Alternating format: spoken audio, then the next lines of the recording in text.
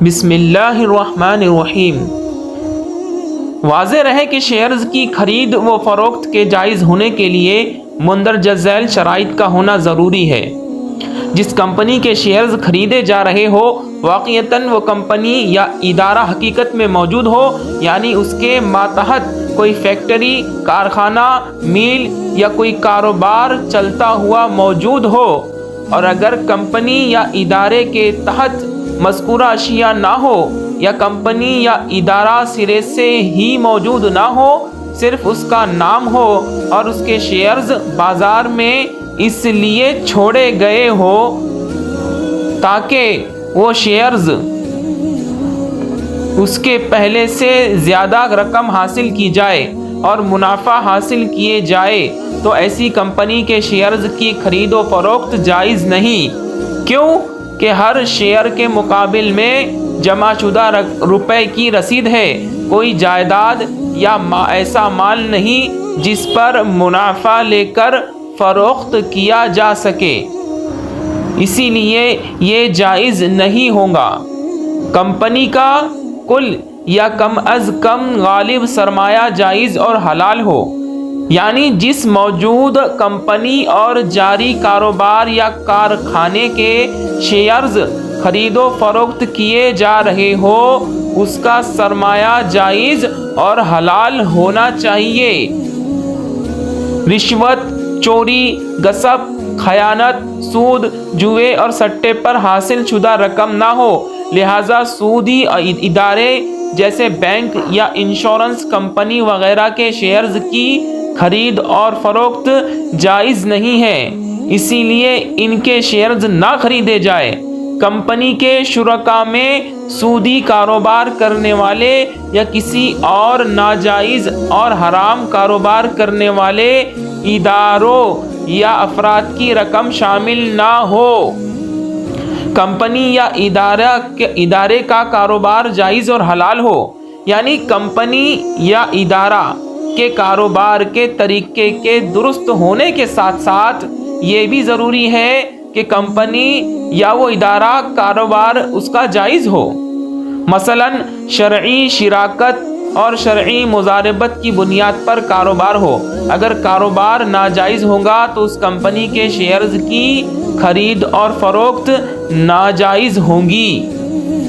اور کمپنی کا کاروبار حلال اور جائز اشیاء کا ہو، مثلا شراب، جاندار کی تصاویر، ٹی وی، وی سی آر اور ویڈیو فلم، سینما وغیرہ کے کاروبار والی کمپنیوں کے شیئرز کی خرید اور فروخت بھی ناجائز ہے۔ شیئرز کی خرید و فروخت میں شرائط بیع کی پابندی کرنا، یعنی مذکورہ کمپنی یا ادارے کے شیئرز کی خرید اور فروخت بیع تجارت کے شرعی اصولوں کے مطابق ہو، مثلا آدمی جن شیئرز کو خرید کر بیچنا چاہتا ہے اس پر شرعی طریقے سے قابض قدرت حاصل ہو، اور دوسروں کو تسلیم کرنے پر، دوسرے کے حوالے کرنے پر بھی قادر ہو، قدرت رکھتا ہو، یعنی دوسرے کے سپرد کرنے پر وہ قادر ہو۔ واضح رہے کہ شیئرز میں قبضے کا حکم ثابت ہونے کے لیے صرف زبانی وعدہ کافی نہیں ہے، نام رجسٹرڈ ہونا چاہیے ضروری ہے۔ اس سے پہلے صرف زبانی وعدہ یا غیر رجسٹر شیئرز کی خرید و فروخت باقاعدہ فزیکلی طور پر ڈیلیوری ملنے سے پہلے ناجائز ہے۔ البتہ یہ درست ہے کہ شیئرز پہلے بائع کے نام، بیچنے والے کے نام رجسٹر ہو اور بیچنے والا اس کی قیمت بھی ادا کر دے اور اس کے پاس ڈیلیوری آ جائے، اس کے بعد اس کی خرید و فروخت جائز ہوگی۔ یا شیئرز وصول کر لیے ہیں، یعنی اس کے پاس شیئر وصول کر لیے لیکن ابھی تک قیمت ادا نہیں کی، تو اس صورت میں بھی مذکورہ شیئرز کو فروخت کر کے بیچ کر نفع لینا جائز ہے۔ کیونکہ مبیع وہ چیز اس کے قبضے میں ثابت ہے۔ منافع کی کل رقم کو تمام حصے داروں کے درمیان شیئرز کے مطابق تقسیم کرنا،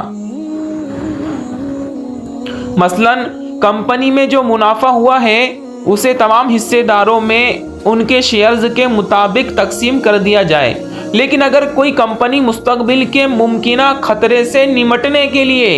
منافع میں سے مثلاً 20% اپنے لیے مخصوص کر لیتی ہے، یعنی 20% وہ اپنے لیے خاص کر لیتی ہے کہ یہ 20% اس کمپنی کا ہی رہے گا، اور 80% منافع کو حصے داروں میں تقسیم کرتی ہے، تو اس کمپنی کے شیئرز کی خرید و فروخت ناجائز اور حرام ہے۔ کیوں؟ کیونکہ یہ کمپنی شرعی شراکت کے خلاف ناجائز کاروبار کرتی ہے، یہ جائز نہیں ہے۔